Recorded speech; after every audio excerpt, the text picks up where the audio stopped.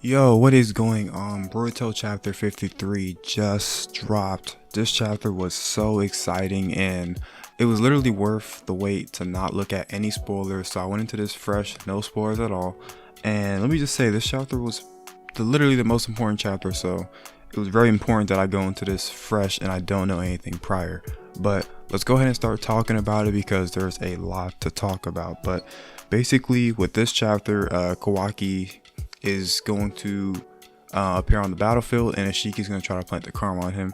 So the chapter first starts out with Kawaki and Isshiki talking, and Ishiki's like, yo, I'm going to plant the karma on you, but Kawaki's like, no. So what Naruto and Sasuke want Kawaki to do is to basically run away from Isshiki so he can avoid putting the karma on him. Isshiki is pretty close to dying, and he's probably going to die in like 3 or so minutes anyway.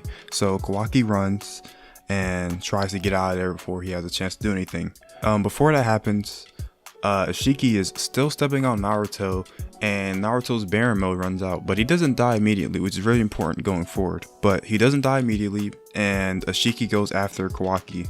Isshiki grabs Kawaki by the neck, and Sasuke actually switches places with him, which I kind of figured that's what Sasuke was going to do. It just seems like a Sasuke move to kind of just throw himself in the way to throw off Isshiki, but I figured he was gonna kind of do like a Rinnegan switch place thing. But after that, Sasuke gives Kawaki this smoke bomb that pretty much blocks the Byakugan. So what he does is he tells Kawaki to hide and just wait out Ishiki's death. So this is where it gets interesting, right? Because we start playing with the stakes and we start counting down a timer, but then Isshiki pretty much gets pissed off by the fact that they're using a smoke bomb to hide Kawaki's presence. So Isshiki does what anybody would do in this situation, and he threatens to rip Naruto's chest out and kill him in 20 seconds if he doesn't show up. Now I thought he was gonna actually do, I thought obviously he wasn't gonna actually do this, but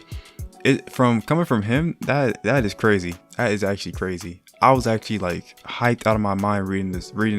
Pretty much Kawaki's still covering, but we get these flashbacks of Jigen at the time, Isshiki, beating Kawaki, and Kawaki sort of just abuse.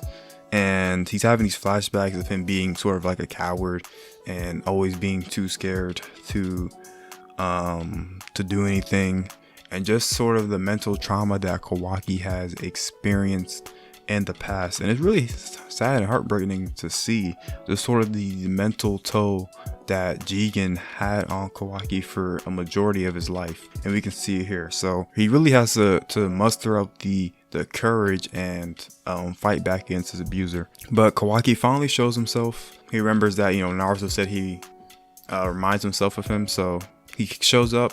Isshiki approaches him. Kawaki actually does ninjutsu for the first time, which they take hint at, which I previously didn't know how to do ninjutsu. Pretty much, Kawaki says that the Naruto is pretty much his reason for doing it.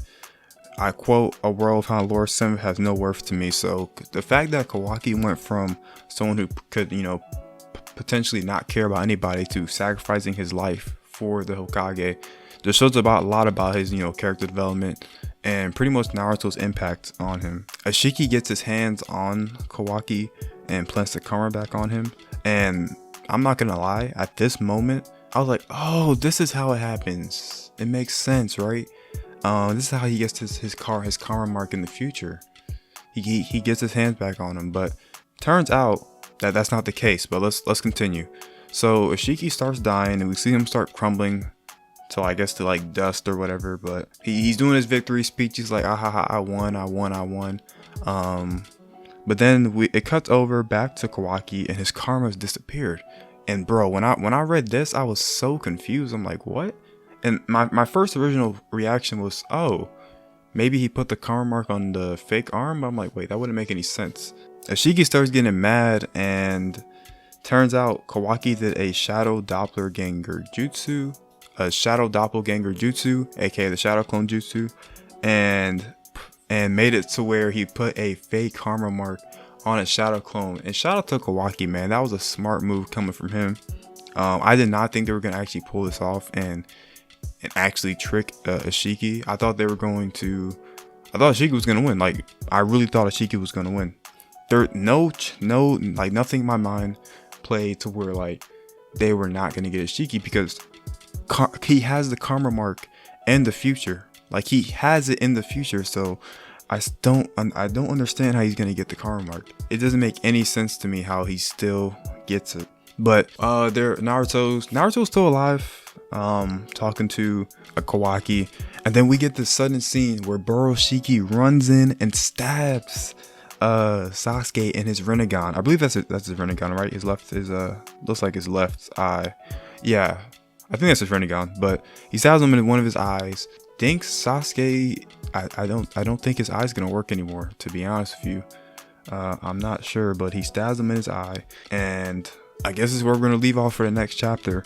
It's gonna be Sasuke, Naruto, and Kawaki. Sorry, Naruto and Kawaki versus Boroshiki. I think Sasuke's out of commission, to be honest. I don't know. I don't know if Sasuke's gonna be able to do much, as he hasn't been doing anything for the past 3 months. But yeah, story of Sasuke, right? He hasn't really done anything, and this is actually Naruto's first time seeing Boroshiki, so that's actually really interesting too. And you can kind of see a shocked expression. But next chapter, we're gonna be getting Boroshiki versus, you know, Naruto and Kawaki. Well, not Naruto. I think he's just gonna be fighting Kawaki. But it's gonna be interesting, because how are they gonna beat Boroshiki now? They just beat Isshiki. How are they gonna beat Boroshiki? Oh man, I did not think this chapter was gonna go this way. I really did not think this chapter was gonna go this way. This is gonna be exciting. I was saying, yes, last chapter that this was Boroshiki, but a couple people had convinced me that it may have been Jugen. But I was right that it was Boroshiki, like I expected. I'm still not sure where this is, like, the direction is going for this chapter, but very interesting too how we see that Naruto is actually still alive. So maybe the Baryon mode doesn't actually kill him, because he seems functioning, but there might be a little bit of like a side effect to what the Baryon mode has on Naruto. So that's gonna be interesting to see in this next chapter, that may have like a sort of a side effect, but I'm not too sure. This chapter has left us off with a lot of questions to answer, and I really want to cover a lot of those questions in the upcoming weeks. But really amazing chapter. The Boruto manga is just getting better and better and better every single week. Hope you guys did enjoy this review. Let me know what you guys think about this chapter in the comment section down below. Make sure you like, comment, and subscribe, and join the Discord, and I will see you guys later. Peace.